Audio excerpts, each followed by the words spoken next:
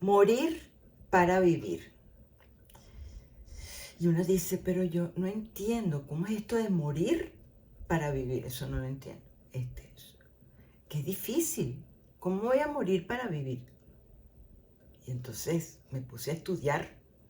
Quiero entender esto. En el Evangelio de San Juan dice, si el grano de trigo no cae en la tierra y muere, queda él solo. Pero si muere, da mucho fruto. Ahí entiendo. El grano no desaparece, se transforma. Y morir no es destruirse, es morir a aquello que nos mantiene esclavos. Por ejemplo, morir a que siempre quiero tener la razón. Entonces yo le doy muerte a la razón. Morir al deseo de controlar todo, porque siempre queremos ser controladores, controlar todo. Morir al apego del resultado, de todo lo que yo hago. Pero entonces yo hago esto y esto, el resultado tiene que ser así como yo digo, porque si no, el caos total. Morir al resentimiento.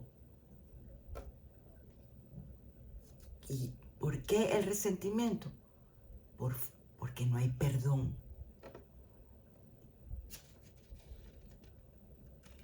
Y eso no me permite vivir bien. Morir a los recuerdos que alimentan al sufrimiento. Tengo que terminar con eso. Hay que darle muerte a eso.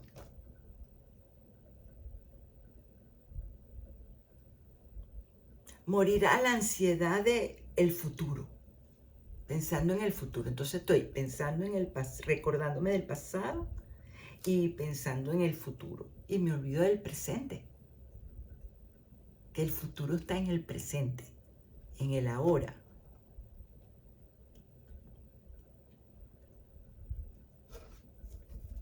Morir al personaje que el ego quiere sostener.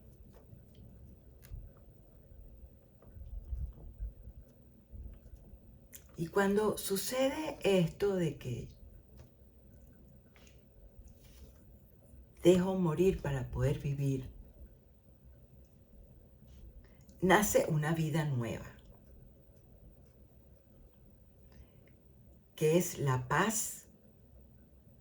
Logro una paz interior maravillosa, la confianza, el amor, la presencia, estar en el presente, la presencia de estar y el abandono a Dios, el abandono en Dios. Morir es abandonarme completamente en las manos de Jesús.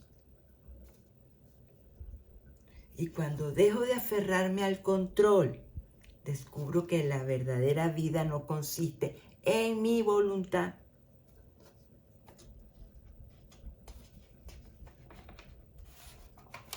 sino en confiar. Solo cuando el ego muere, el alma comienza a vivir. Que el ego es importante. Lo que pasa es que no le tenemos que dar el estrellato al ego.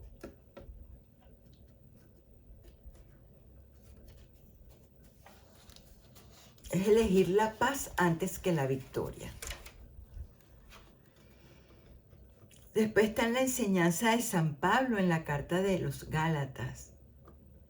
Ya no soy quien vive, sino Cristo vive en mí. Esto me pareció tan hermoso. Me parece tan hermoso. Cristo vive en mí. Ya yo no vivo en mí. Es Cristo el que vive en mí. Porque en Jesús es que tenemos el ejemplo de la vida, de nuestro camino, de la verdad. Hay un evangelio de San Mateo. Si alguno quiere venir en pos de mí, niéguese a sí mismo, tome su cruz y sígame.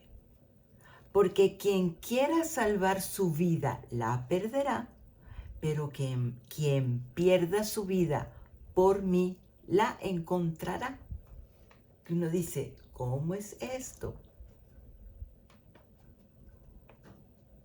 Jesús nos está diciendo que cuando vivimos aferrados a nuestro pequeño yo, intentando controlar todo, proteger nuestra imagen, satisfacer nuestros deseos y evitar cualquier sufrimiento, en realidad terminaremos perdiendo la vida. Perdemos la paz, la libertad y la capacidad de amar. Qué importante es esto. Ese es el corazón de la enseñanza de Jesús. La verdadera vida no se encuentra aferrándose al ego, sino soltándolo. Que es que el problema es cuando nos enganchamos. Y eso ocurre cada día.